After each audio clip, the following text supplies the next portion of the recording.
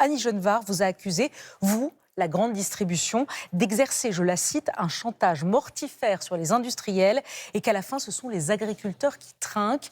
Qu'est-ce que vous lui répondez? D'abord, chaque année, à peu près à la même date, on dit que les négociations se tendent. La réalité, je vous parle de Carrefour, nous, on a à peu près signé 95% des accords avec les PME et on est plutôt en avance sur les grandes multinationales. Les propos de la ministre, je les trouve tout à la fois très irrespectueux du métier de la grande distribution. Il y a 800 000 personnes qui travaillent en France dans la grande distribution. Ces propos, chantage mortifère, menaces, intimidation, c'est à la fois irrespectueux, c'est assez irresponsable dans un climat de tension du monde agricole et c'est totalement déconnecté. Déconnecté de quoi ? Déconnecté des attentes des clients. Qu'est-ce qu'ils attendent, les clients ? Ils veulent du pouvoir d'achat. Ils ont eu 25% d'inflation en 3 ans, ils veulent que les prix baissent. Comment ils baissent les prix ? Ils ne baissent pas si je négocie pas. Si je ne négocie pas, les prix augmentent de 10%. Oui, mais là, elle parle pour les industriels, elle parle pour les agriculteurs. Non, elle parle justement pas pour les agriculteurs, elle parle pour les industriels. Donc elle dit, il y a des négociations. Mais heureusement qu'il y a des négociations. Si on ne négocie pas, les prix augmenteraient de 5 à 10%. Ils sont donc déconnectés, ces propos, de l'attente de pouvoir d'achat, qui est la première attente des Français. Et puis, pardon, ils sont assez déconnectés des problèmes des agriculteurs. Les agriculteurs, ils ne parlent pas des négociations, parce qu'ils savent qu'on ne négocie pas la matière première agricole. C'est la loi. La loi Egalim, c'est que nous ne négocions pas la matière première agricole. Ils parlent de quoi ? Ils parlent des normes, ils parlent des impôts, ils parlent des charges. C'est ça son travail. Son travail, c'est... Ils parlent aussi de leurs revenus. Oui, mais la matière première agricole, elle est sanctuarisée. Je ne la négocie plus depuis la loi Egalim. Donc, ce sont des propos qui sont non acceptables. On entend vos mots, en tout cas. Qui sont très irrespectueux et qui sont totalement déconnectés à la fois des attentes des Français et de la réalité du monde agricole. Alors justement, les attentes des Français, comment vous voyez l'évolution des prix dans l'année à venir ? Est-ce qu'il y a des produits dont les prix vont augmenter, d'autres qui vont baisser ? D'abord, c'est lié aux négociations en cours. Je pense qu'on finira par une toute petite inflation, autour de 1%. Ça sera le résultat des négociations. Ça veut dire que les Français qui ont eu 25% d'augmentation sur 2 ans vont pouvoir se dire, en gros, les prix sont stabilisés. Alors, cette stabilité, elle cache des choses différentes. Il y a des produits qui augmentent. La pâte à tartiner, ça augmente. Ça va continuer d'augmenter. Ça va continuer à augmenter. Les sardines, ça augmente parce qu'il y a une pénurie. Les steaks hachés, ça augmente parce qu'il y a une crise sur le bœuf. Et puis, il y a beaucoup de produits qui sont en déflation. Lesquels ? Parce que les cours baissent. Le sucre, ça baisse. Les pâtes, ça baisse. La farine, ça baisse. Donc, il y a une majorité de produits dont les prix baissent. Il y a quelques produits haussiers qui sont liés à des cours de matières premières qui restent à la hausse. Sur les prix, vous avez vu le sujet avec notre comparatif, notre enquête qu'on a fait. Eh bien, c'est Leclerc qui reste la grande distribution, le grand distributeur qui propose les prix les plus bas. Vous êtes 4e derrière les hypermarchés, Intermarché et U. Alors, 4e, c'est... D'abord, nous ne sommes pas 4e, mais Leclerc est l'enseigne la moins chère de France. C'est une réalité. Nous, on a beaucoup investi ces dernières années. On a baissé le prix de 6 000 produits de 10%.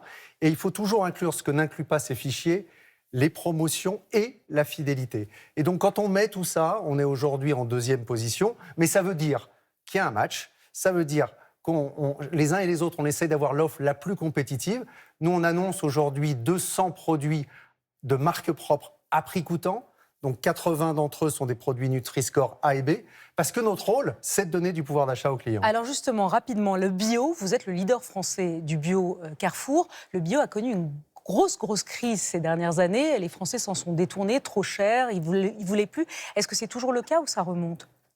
Le bio, c'est extraordinaire pour le consommateur parce qu'il a le sentiment et la réalité que sa qualité alimentaire s'améliore. On est le leader du bio. On a le bio le moins cher et on est leader en valeur absolue. Quand il y a eu la crise d'hyperinflation, qu'est-ce qu'ils ont fait les Français ? Ils se sont détournés du bio parce qu'ils ne pouvaient plus l'acheter. Aujourd'hui, on voit que le point bas a été atteint, le marché repart à la hausse, à la fois dans les magasins spécialistes, moi j'en ai, c'est au bio c'est bon, et puis dans les grandes surfaces que nous avons, on voit le marché qui est à nouveau haussier. Ça reprend et le bio est en train de repartir à la hausse. Carrefour, vous avez donc présenté ce plan stratégique que vous voulez réaliser 1 milliard d'économies par an jusqu'à 2030. Vous voulez aussi vous appuyer beaucoup plus sur l'intelligence artificielle pour gérer les stocks et les commandes. Moi, j'ai une question à vous poser. Alexandre Bompard, si Intermarché a fait fureur avec son loup au moment de Noël, vous avez cartonné avec la caissière Léonie, dont les vidéos sur TikTok, qu'on voit là, les vidéos sur TikTok ont été vues des millions de fois. Léonie, elle n'a pas peur d'être remplacée par une intelligence artificielle demain? Qu'est-ce que ça va faire, l'intelligence artificielle, qu'on va mettre dans les magasins? Parce qu'en fait, on a signé un accord avec une start-up française qui s'appelle Vusion. Ça va nous permettre, grâce à des rails connectés, des petites caméras et des étiquettes électroniques, de détecter les ruptures. Vous savez, il y a plein de produits qui sont en rupture. Vous faites vos courses, le produit n'est pas disponible. Les clients détestent ça. Donc ça va permettre de détecter les ruptures, de mieux fixer les prix, de mieux gérer l'implantation en magasin. Bref, c'est pour nos équipes, une amélioration dans le travail quotidien. Ça ne va pas voler le boulot de Léonie et des autres? Non, ça va vraiment l'améliorer. D'ailleurs, on a annoncé ce matin un grand programme de formation de l'ensemble de nos collaborateurs à l'intelligence artificielle. Ma dernière question rapidement, elle est au patron du CAC 40 que vous êtes, sur la fronde des patrons contre la surtaxe des grandes entreprises décidée dans le budget 2026 et qui a été votée. Est-ce que vous faites partie de ceux qui disent ras-le-bol de payer des impôts? La surtaxe, elle porte très bien son nom, c'est vraiment la taxe de trop. On voit bien pourquoi elle a été retenue, parce qu'on s'est dit qu'il y a quand même personne qui va descendre dans la rue pour la feuille d'impôt des grandes sociétés. Mais c'est une erreur économique majeure. Pourquoi? Les grandes sociétés, ce sont celles qui innovent le plus. Ce sont celles qui créent le plus d'emplois. Ce sont celles qui sont le plus sur des marchés internationaux. Ce sont celles qui, en permanence, créent de l'emploi, créent de l'innovation et travaillent avec les PME. Le jour où vous les surtaxez et vous sortez de la moyenne européenne, ce qui est le cas aujourd'hui, ces grandes sociétés, moi, ce n'est pas mon cas parce que mes magasins, ils sont en France, au moment où elles choisissent les investissements, au moment où elles choisissent les endroits où elles vont innover, elles choisiront d'autres endroits que la France. C'est une grave erreur économique, pas seulement pour les grandes sociétés, pour l'ensemble du tissu économique français. Mais en même temps, depuis l'arrivée d'Emmanuel Macron au pouvoir, les entreprises ont pu bénéficier d'une baisse du taux de société de 33% à 25%. Vous avez aussi été aidé pendant le Covid. Le fait d'avoir une surtaxe temporaire sur 1 an ou 2, de participer à la solidarité nationale, comme dit Sébastien Lecornu, ça vous semble scandaleux ou une erreur? On vient donc de voir que ça n'avait rien de temporaire, puisque c'était censé être temporaire sur 1 an. Elle est donc désormais définitive. On est donc 10 points de plus que la moyenne européenne aujourd'hui. C'est donc un tête-à-queue par rapport à ce qui a été fait dans la première partie des mandats d'Emmanuel Macron, où on était juste revenu dans la moyenne européenne. C'était un gros effort qui a été fait, retour moyenne européenne. On en sort, on est 10 points de plus. Les conséquences sur la compétitivité de l'entreprise France, ils sont majeurs.